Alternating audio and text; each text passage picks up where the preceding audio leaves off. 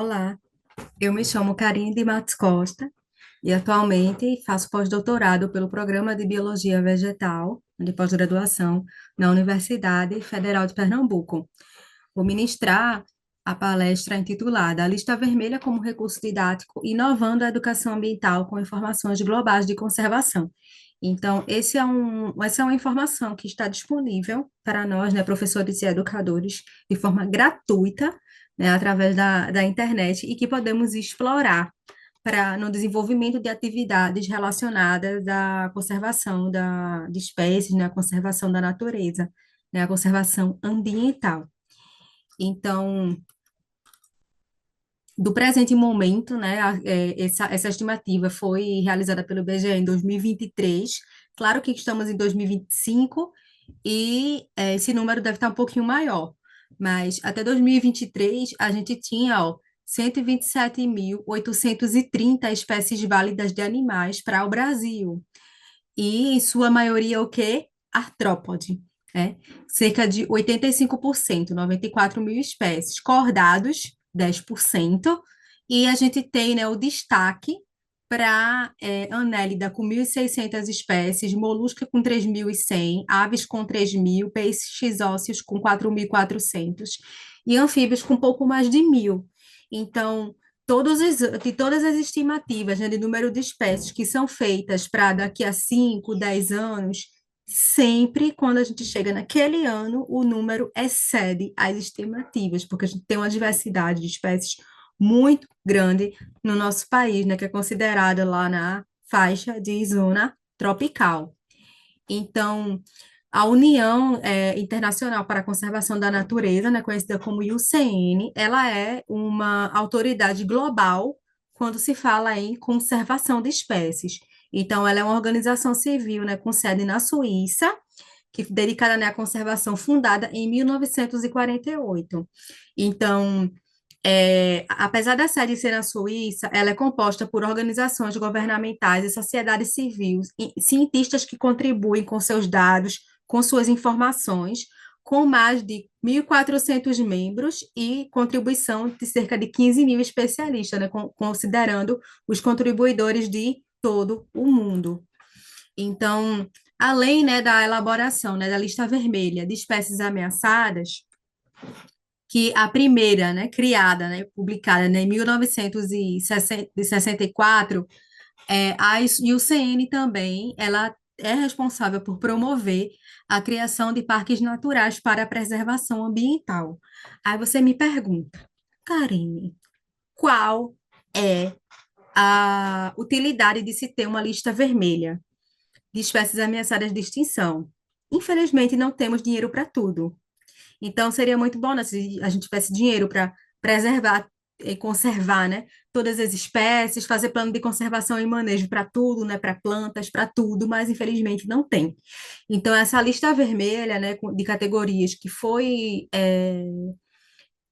instituída, né, pela IUCN, ela é importante para que a gente possa priorizar, né, estabelecer grupos prioritários onde podem ser direcionados investimentos de conservação e manejo antes que essa espécie ela desapareça. Então, a gente tem a lista vermelha que foi publicada, né, a primeira vez, né, elaborada em 1964. Só que a gente também, essa lista vermelha, ela tem umas informações básicas, como, por exemplo, nome científico, nome popular, categoria de ameaça da espécie, ok.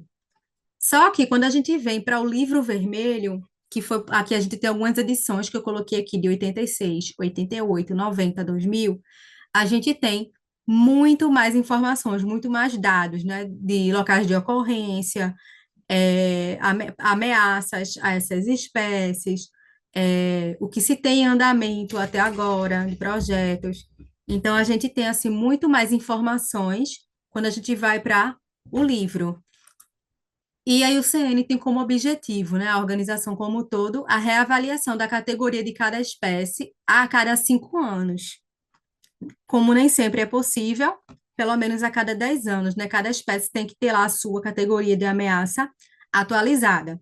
Então, a lista vermelha é importante porque ela serve como alerta sobre a perda da biodiversidade, ela auxilia na criação de projetos de conservação, permite embasar políticas de conservação e ajuda a tentar impedir extinção de espécies. Isso inclui animais, fungos e plantas, não inclui invertebrados. Desculpa, não inclui organismos microscópicos. Invertebrados inclui sim, mas não inclui animais microscópicos, né, que estão lá naquela categoria de organismos microscópicos. Então, eu posso usar a IUCN para embasar a minha pesquisa, o meu plano de conservação. Então, por exemplo, se eu trabalho em alguma área de proteção ambiental, ou em uma área que né, eu estou criando um plano de manejo e conservação para aquela área, então eu posso usar os dados da IUCN, que diz que determinada espécie que tem naquele local está em determinado grau de ameaça, para embasar a necessidade do meu projeto naquele local. Então, ele embasa muito bem, ele embasa políticas de conservação e auxilia também na criação desses projetos, porque nós conseguimos, através do dado da IUCN, estabelecer espécies que têm prioridade para essas iniciativas de conservação. Então, além, né, do livro vermelho, a gente, como nós estamos na era, né, da tecnologia, com tudo informatizado, nós temos em tempo real lá o site da IUCN Red List. Então, esse é o site, né, da lista vermelha, e a partir daqui a gente pode pesquisar por gênero, por espécie, por área. Então, a gente tem por filo, então a gente tem uma N variedade, formas, né, variedades de pesquisar e ter informações sobre essas espécies, o mapa de ocorrência, quais são as ameaças, o que está sendo feito até o momento em prol da espécie, né? Qual a categoria de ameaça que ela se encontra, então tudo sobre essas espécies. Então, atividades que podem ser desenvolvidas, né, didáticas com as informações desse site, né, da UCN Red List, na ausência dos livros, né, da lista vermelha, a gente tem já o site. Então, a partir daí, o professor como docente, ele pode distribuir gêneros de animais entre grupos de alunos e pedir que eles pesquisem esses gêneros no site da UCN Red List e listar todas as espécies correspondentes àquele gênero, qual o grau de ameaças que elas se encontram na categoria, a distribuição, né, mapa de ocorrência, o que está sendo feito, né, quais são as ameaças. Então, ele pode fazer um relatório. Se o professor ele dá o gênero ou ele dá o local, assim, por área. Então, é uma ferramenta muito boa para que a gente possa indicar, né, espécies ou gêneros ou filos, para que os alunos eles desenvolvam, eles façam relatórios. Esses relatórios, dependendo de como for feito, né, se realmente o aluno abranger todas as espécies correspondentes ao gênero, se realmente ele realmente se debruçar sobre esses dados, pode-se até gerar um resumo simples que pode ser publicado em algum evento, né, que possa chamar a atenção para a conservação de determinado gênero, né, e determinadas espécies que chamem a atenção dentro desse gênero. Então, nós estamos colocando aí o aluno como cientista, né? Outra iniciativa legal, né, que pode ser feito com esse site seria no desenvolvimento de trilhas em áreas de proteção ambiental, em parques, é, parques estaduais com os alunos, ou em jardins botânicos, onde as áreas das plantas ou dos animais, ou os animais tenham a plaquinha com o nome científico da espécie, o aluno ele pode fotografar essas placas e depois pesquisar o nome científico dessas placas aqui na UCN Red List e fazer um relatório dizendo qual a contribuição daquele espaço, daquela praça, daquele parque, né, daquela área de proteção ambiental para a conservação dessas espécies, usando a lista da IUCN como embasamento. Então, assim, pode-se pegar os dados desse site e fazer jogos de memória, jogos de cartas, né, de conservação, cartazes, de conservação para ser postos na escola, né, colocando lá categoria de ameaça, para que as pessoas elas possam entender, né, que existem espécies que realmente estão ameaçadas, que precisam da nossa atenção, do nosso cuidado, né, da elaboração desses planos de manejo, né, de chamar a atenção dos governantes para essas espécies. Então, assim, é uma ferramenta que, com criatividade, né, dá para ser utilizada de N formas. Então, a avaliação dessas espécies, né, de animais no Brasil, né, que a gente estava a nível mundial, indo para nível de Brasil, a primeira lista foi publicada em 68, enquanto que a nível mundial foi em 64, a Brasil foi 68, e ela foi elaborada pelo Instituto Brasileiro de Desenvolvimento Florestal, ou seja, esse órgão governamental não existe mais. Trouxe aqui um exemplo, né, da Paucinátia, que foi uma das espécies que estava aqui nessa lista, né, que foi publicada em 68. E as principais portarias, né, gente? A principal portaria, por exemplo, número 303 de 68. Então, instituiu, né, a primeira lista brasileira oficial, né, de animais e plantas. E para vocês verem que foi uma coisa bem inicial, assim, que bem por cima, que nós não se tinha dados, né, ainda sobre a nossa diversidade, né, brasileira.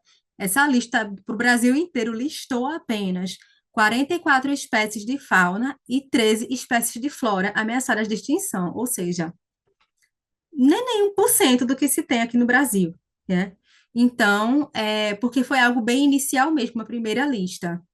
Então, ela foi revogada em 73, e a partir disso, a gente tem aqui uma lei que dispõe sobre a proteção da fauna silvestre. Então, a gente tem uma lei que institui que a caça, a perseguição, destruição ou apanha de animais da fauna silvestre, crime ambiental. A gente tem leis que estabelecem o que são animais domésticos e o que são animais silvestres, certo? Então, por exemplo, gato, cachorro, animais domésticos. Então, essa lei aqui, ela se trata de animais silvestres, né? Fauna silvestre. O comércio, né, de fauna silvestre, né, quando não é autorizado pelo IBAMA, né, porque existem locais que reproduzem essas espécies em cativeiro, que tem toda uma organização para a criação desses animais em cativeiro para o comércio, então aí elas podem ser legalizadas pelo IBAMA. Mas quando não se tem a legalização, é crime ambiental. E até a utilização de bota, bolsa, né, cinto, que é produzido com couro de animais silvestres, precisa da certificação também de licença ambiental para ser comercializado, né, que realmente comprovem que são animais que foram criados em cativeiro para determinado fim, certo? Então, se você compra uma bolsa lá, uma jaqueta, uma sandália, né, uma bota, que não vem com essa licença ambiental comprovando que é um produto licenciado, você está cometendo crime ambiental. E a gente tem também aqui a portaria do IBAMA, né, de 89, que reconhece, né, a lista oficial das espécies da fauna brasileira ameaçada de extinção e atribui aqui, ó, penalidades, né, que vai desde multa, geralmente a multa, né, para crime ambiental, e pode também ter até prisão, né? Mas geralmente o que ocorre é a multa mesmo. E a instituição normativa, né, do Ministério do Meio Ambiente de 2003, que lista as espécies brasileiras da fauna de extinção, né, considerando apenas os grupos de anfíbios, aves, invertebrados terrestres, mamíferos e répteis. Então, foi publicado nessa lista em 2003 e em 2004 incluiu-se invertebrados aquáticos, peixes ameaçados de extinção, sobreexplorados ou ameaçados de exploração. E eu trouxe um exemplo aqui, né, da portaria do IBAMA de 2014, mostrando aqui que a gente tem, por exemplo, aqui, ó, o mico-leão dourado, né, que é bem famosinho. Então, a gente tem aqui, ó, Leontopithecus rosalias, e aqui a gente tem o nome popular, né, mico-leão dourado, categoria, né, em perigo. A gente tem aqui, por exemplo, o mico de Rondônia, vulnerável, no nome científico Mico Rondoni. Então, é assim que essas listas elas são publicadas. E a partir do momento que essas listas elas são publicadas com o nome científico desse animal, então passa-se, né, a ter uma proteção ambiental a mais, né, por lei, né, por portaria ambiental, para essas espécies que estão em categorias de risco, né, de extinção. Então, eu trouxe como exemplo aqui esse pássaro, que é o bicudinho do Brejo Paulista, né, que está criticamente ameaçado, e esse que é o cágado de Roger, que é o Mesoclemis roger, que está aqui na categoria também de criticamente ameaçado. Então, a questão do cágado é um pouco complicada, porque muitas pessoas, assim, tipo, compra sem licença ou pega sem licença, aí pega pro filho tomar conta, né, ter um pet, ou então para criar no quintal. Então, esses animais precisam sim de licença, né? Precisa ter a licença do IBAMA, mas não pode estar tirando da natureza e colocando lá no nosso quintal, né? Apenas porque queremos ter isso mesmo, né? Então, por isso que muitos estão entrando em extinção. E o livro vermelho, né, das espécies da fauna brasileira, que foi publicado primeiro, né, em 2008. Então, a gente só tinha aqui, ó, o volume um e o volume 2, que coincidiu aqui, ó, porque aqueles livros que a gente viu anteriormente foi a nível mundial. O livro mesmo vermelho do Brasil, ele foi publicado apenas em 2008. Então, ele coincidiu com o 40º aniversário de publicação da primeira oficial, né, primeira lista oficial de espécies da fauna brasileira ameaçado de extinção. Então, a gente tem aqui os dois livros que trazem muito mais informações, ó, de taxonomia, categoria de risco de extinção, distribuição geográfica, história natural e etologia dessa espécie, ou seja, o que é que ela precisa para estar presente em determinado ambiente, quais as condições, né, ambientais que essa espécie necessita, né, qual o ambiente que ela vive, né, quais as necessidades ambientais dessa espécie, população, ou seja, qual a população dela atual e algumas estimativas para daqui a alguns anos, ameaças, né, o que é que está sendo feito, que está ameaçando essa espécie sobre a exploração, caça, consumo da carne, comércio ilegal, o que é que está acontecendo, quais as ações ambientais que estão sendo executadas atualmente, a presença dessas espécies, né, em unidades de conservação e pesquisas existentes e necessárias sobre as espécies. Então, veja que é bem completo, né? E eu trouxe aqui o exemplo do sapo-folha, que está também criticamente em perigo. E essa distribuição geográfica, o legal é que ela vem em forma de um mapinha. Então, a gente consegue ver os pontos lá no mapa. E a última edição do Livro Vermelho. Enquanto que na primeira edição, em 2008, a gente teve dois livros, né? Dois livros. Aqui, né, nessa de 2008, a gente já teve 7 volumes, ou seja, 7 livros, onde o primeiro traz uma introdução, o segundo sobre mamíferos, o terceiro sobre aves, quarto sobre répteis, o quinto sobre anfíbios, o sexto sobre peixes e o sétimo sobre invertebrados.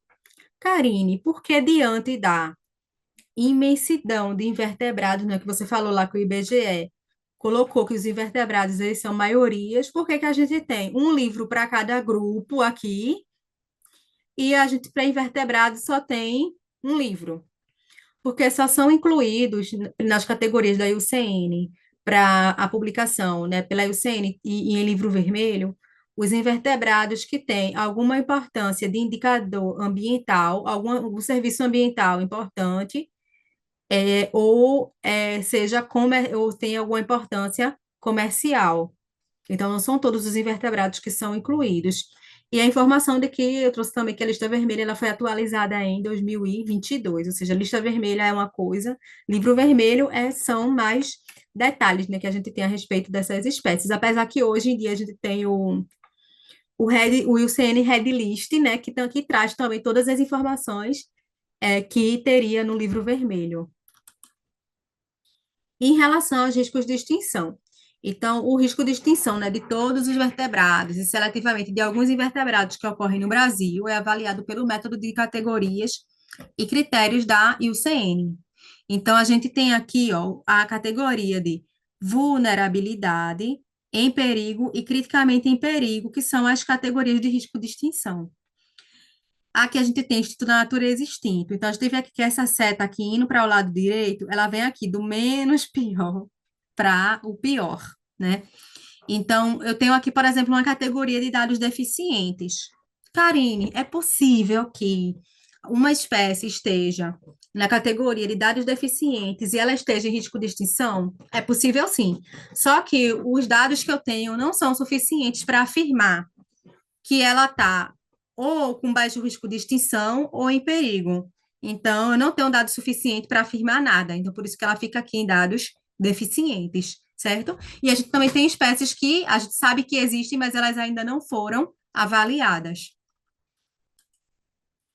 Então, mostrando novamente, né, que esses grupos também, no Brasil, eles são reavaliados a cada 5 anos, que é o objetivo, né?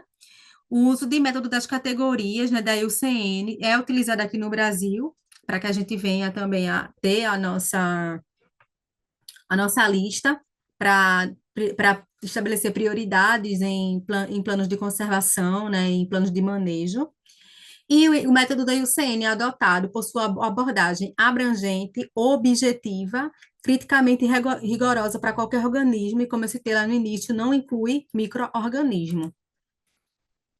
Então, as diretrizes, né, para o processo de avaliação são reguladas. Quem é o órgão regulatório lá que estabelece normas? O ICNBio, certo?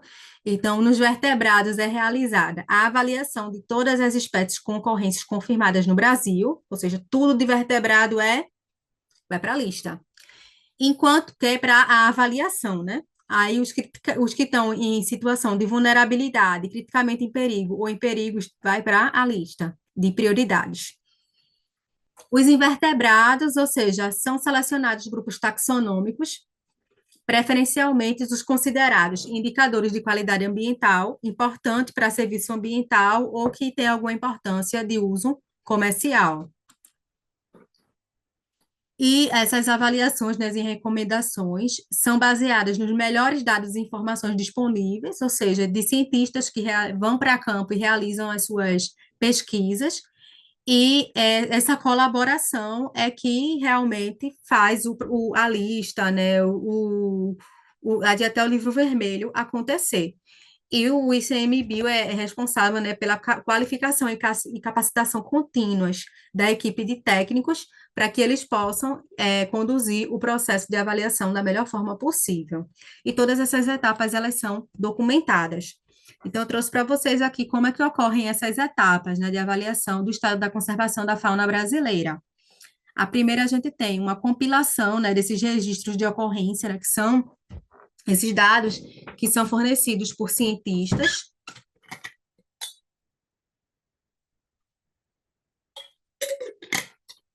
Depois, a gente tem uma consulta direta e ampla nessa base de dados, para avaliar realmente a veracidade desses dados. E aí uma oficina de avaliação do risco de extinção dessas espécies. Depois, esses dados eles são editados e ocorre o registro desses dados em mapas. Depois, eles são validados ainda, né, para que realmente esteja tudo ok, para depois ser divulgado.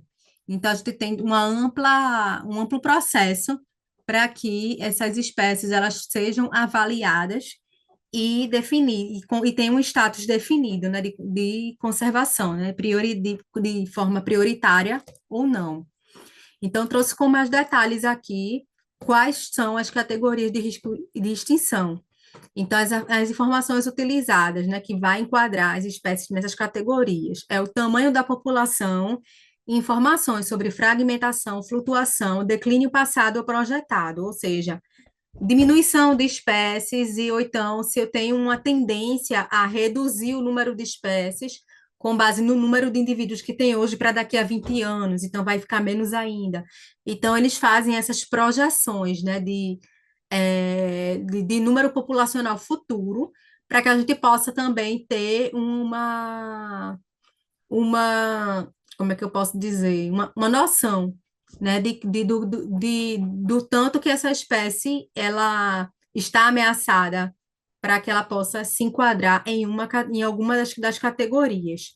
Então, outro critério são a extensão e a distribuição geográfica, área de ocupação e informação sobre fragmentação, declínios e flutuações. Então, aqui a gente tem aqui a gente, enquanto que a gente, nesse primeiro critério, a gente está preocupado com o tamanho populacional, aqui a gente está vendo a questão da distribuição geográfica, ou seja, a forma que essa espécie está distribuída. Quais são os possíveis locais de ocorrência que ela, assim, ocorre e o que é que ela necessita para estar nesses locais? É a umidade, a temperatura, com a questão do aquecimento global, com a questão da fragmentação, de áreas que estão sendo derrubadas.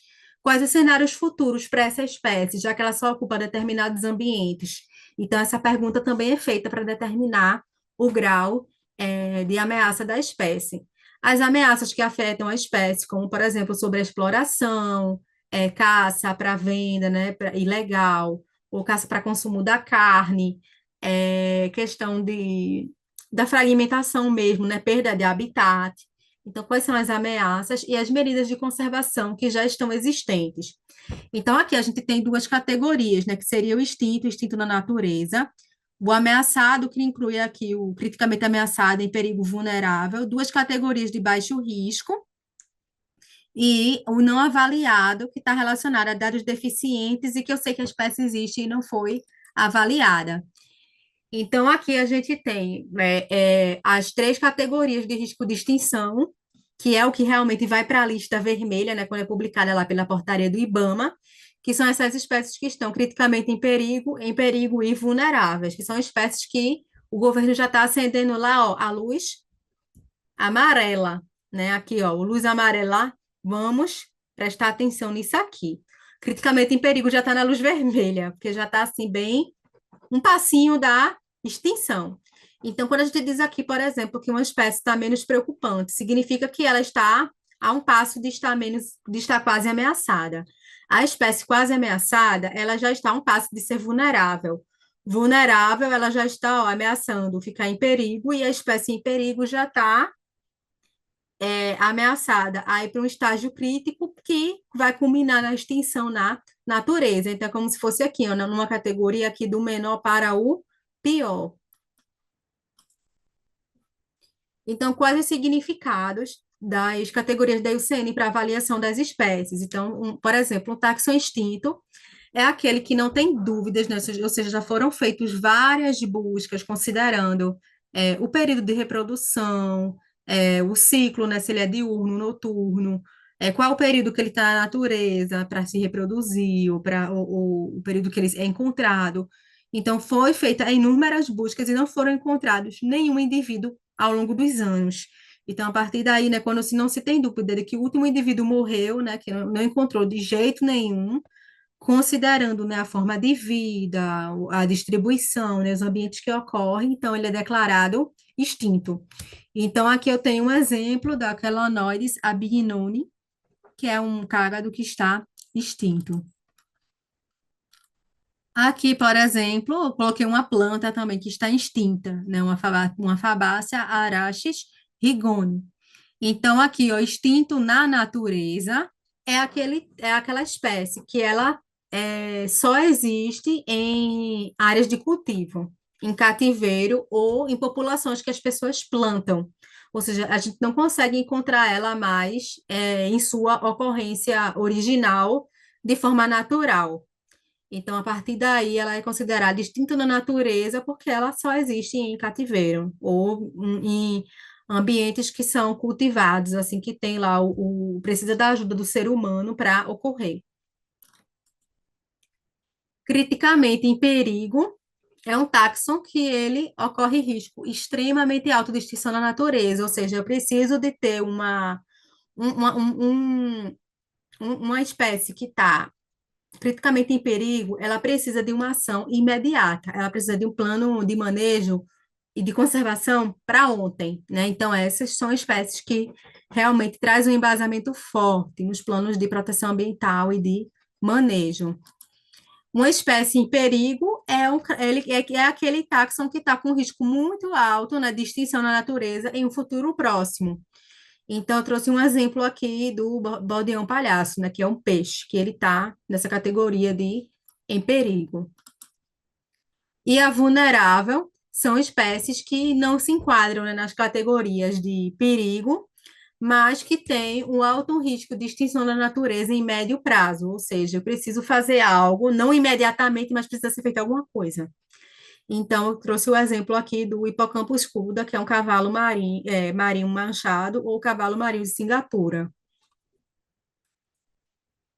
A quase ameaçada é aquele táxon que não, ele não entra nas categorias de ameaça, ou seja, de ameaça para estar na lista vermelha, certo? Mas ele está quase lá, ou seja, um passinho. Então, ele não está vulnerável, né, mas está próximo dele, né? De tal modo que, se não for protegido, ele vai para a categoria de ameaça. Não ameaçada significa que ela não tem nenhum risco, ou seja, estão incluídos, né, espécies que têm uma distribuição ampla, que têm muita abundância. Então, eles são considerados de menor preocupação, ou seja, não são ameaçados. E deficiente de dados, né? São aquelas espécies que a gente não tem dados suficiente para saber se ele está ou não ameaçado. Então, é a incógnita, né? Interrogação. Então, essa categoria, a gente pode utilizar ela como embasamento para espécies que precisam de mais pesquisas sobre ela. Então, por exemplo, se eu sou um biólogo e a minha área de pesquisa é com borboletas. E eu sei que na área que eu estou estudando ocorre essa borboleta aqui, a Poliomantus zelenia, que está nessa categoria aqui de deficiência de dados. Então, uma justificativa que eu posso colocar no meu projeto, que são necessárias mais pesquisas sobre essa espécie, sobre a ocorrência dela, para que a IUCN possa ter dados o suficiente para colocar ela em alguma categoria de conservação, certo? Então, é um embasamento válido e necessário que pode ser utilizado em projeto de pesquisa.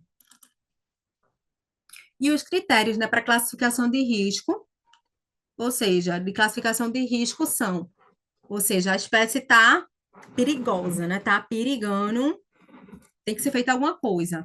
Então, a partir daí, eu tenho aqui, ó, exemplos. Espécies com redução de população, passada, presente e projetada. Distribuição geográfica restrita, apresentando fragmentação, declínio ou flutuação.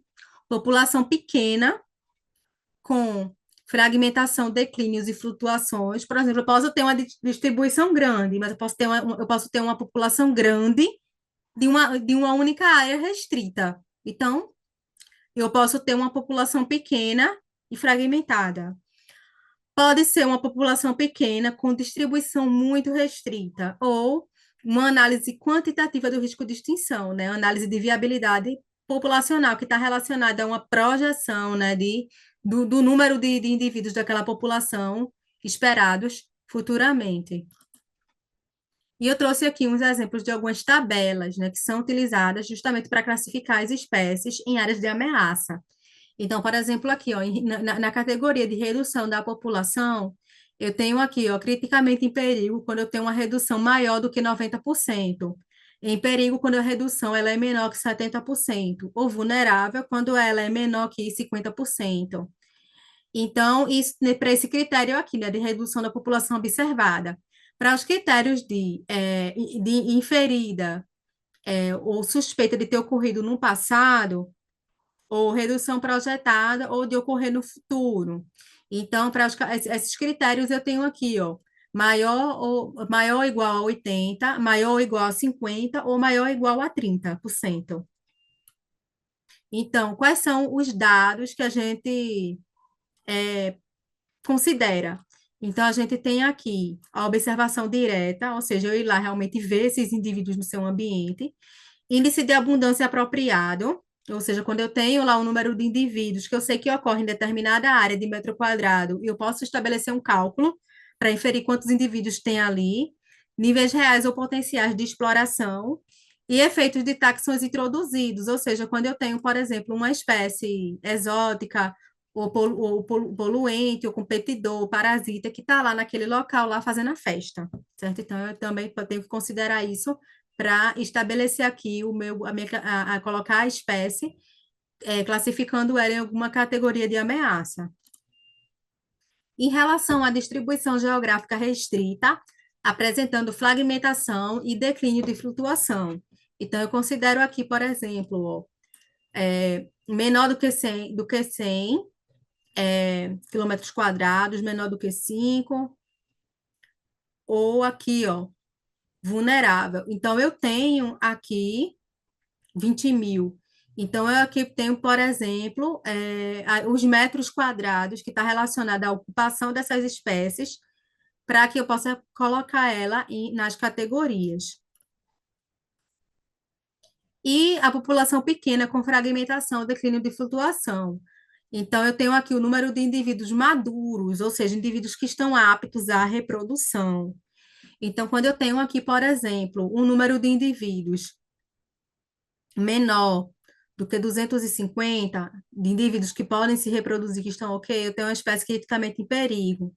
Quando eu tenho aqui, ó, um número menor do que 2.500 indivíduos maduros, né, para a reprodução, em perigo, e quando eu tenho aqui um número menor do que 10 mil, então eu vou ter aqui, ele está na faixa de vulnerável. Então, a gente ainda tem aqui, por exemplo, categorias de declínio, ou seja, 25% de declínio da população, do número de indivíduos, em 3 anos ou uma geração. Se eu tive 20% de declínio do tamanho da população, então, quando eu tenho declínio populacional, significa o quê? Que está morrendo mais do que nascendo naquela população. Então, isso também é um alerta vermelho, né, para atribuir uma ameaça a essa espécie. E outro exemplo aqui seria o declínio continuado observado, né? Quando eu tenho o número de indivíduos maduros a cada subpopulação, ou seja, populações dentro de uma população, e percentual de indivíduos numa única população. E eu tenho outras análises aqui que eu trouxe para vocês verem como são feitas essas categorias, né, de população muito pequena, considerando, né, indivíduos maduros, e análise qualitativa, quantitativa do risco de extinção, quando eu tenho aqui indicando a probabilidade de extinção na natureza. Como, por exemplo, eu tenho ó, uma probabilidade maior ou igual a 50% de extinção em 10 anos ou em 3 gerações. Quando eu tenho uma probabilidade ó, maior ou igual a 20% em 20 anos ou 5 gerações, isso está relacionado, gente, com. Eles têm o número populacional e eles fazem um cálculo para atribuir futuramente com o que é observado hoje. Então, quando se observa, por exemplo, a probabilidade de extinção maior ou igual a 20% em 20 anos ou 5 gerações, maior ou igual a 10% em 100 anos. Então, aqui eu tenho as 3 categorias de ameaça. Então, eu trouxe também aqui a informação, né, de que cerca de 11% das espécies de animais e 15% das espécies de plantas foram avaliadas nas listas de espécies ameaçadas em 2023. Então, veja, gente, que é algo assim, bem inicial para a diversidade que a gente tem no nosso Brasil. Então, por exemplo, significa aqui, ó, que eu tenho 11.312 espécies aqui, ó, de fauna que não foram avaliadas. E aqui eu tenho, ó, 42.796 espécies de plantas que não foram avaliadas. Eu não tenho informações na IUCN ainda sobre essas espécies. Precisa ser feito o quê? Estudo, pesquisa, para que esses dados possam ser suficientes para colocar essas espécies em alguma categoria.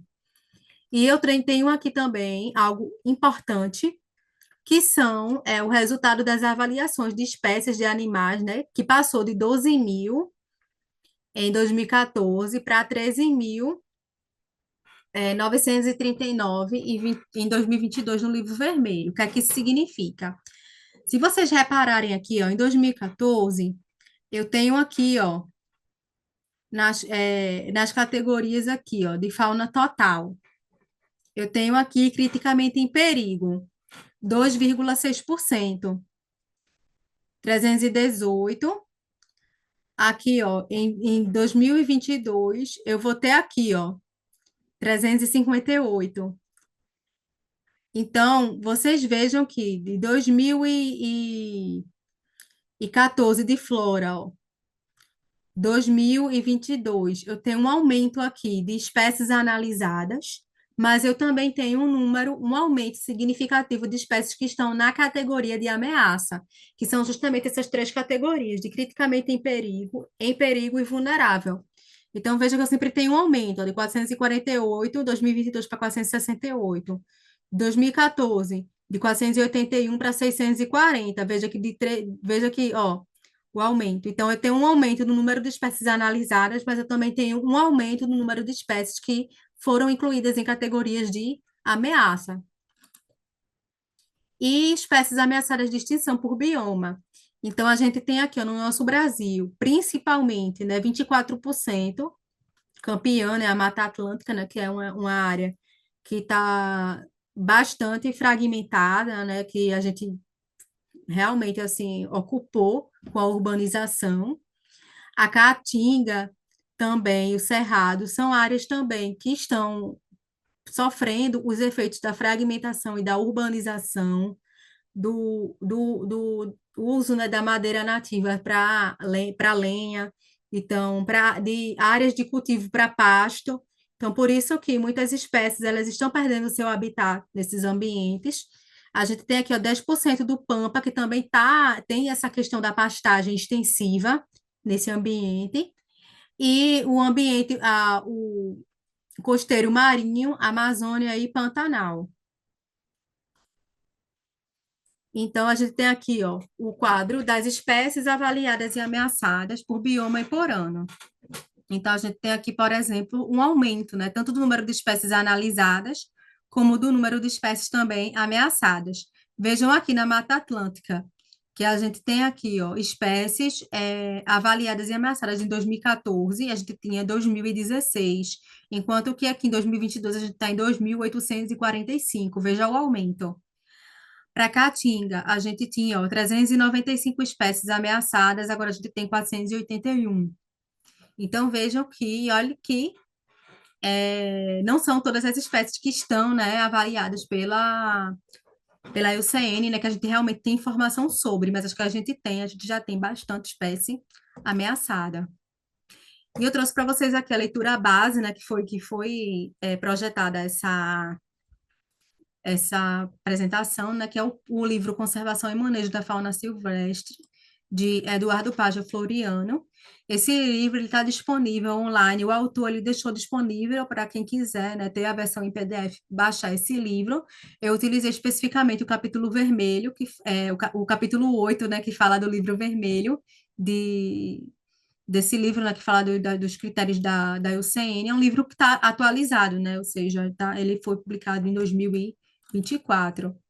Aqui é o meu e-mail, karinecostabil@gmail.com. Fiquem à vontade, né, para mandar qualquer dúvida ou qualquer pergunta, que tenha ficado qualquer lacuna. Não ignore o e-mail, não. Eu vou responder com certeza e vou tentar ajudar da melhor forma possível, certo? Obrigada pela atenção até aqui e até.